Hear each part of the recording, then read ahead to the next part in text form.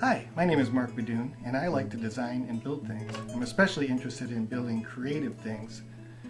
And behind me you see one of my creations. It's called a Kinetic Sculpture, and we entitled it Sunflower. It's called a Kinetic Sculpture because it moves, and it's a sculpture.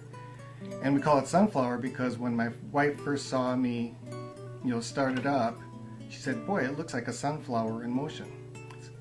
So the name stuck, and we call it the Sunflower Sculpture.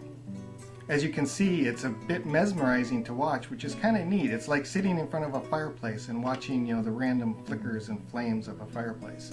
It does not run off an electric motor, and that's why it has some of the random motions that you see behind me. It runs off of a spring, and I'll show you how to wind that in a minute. And it'll run from 12 to 14 hours on one wind. This is what creates the power that runs the sculpture. This is a constant torque spring, which is wound around a drum.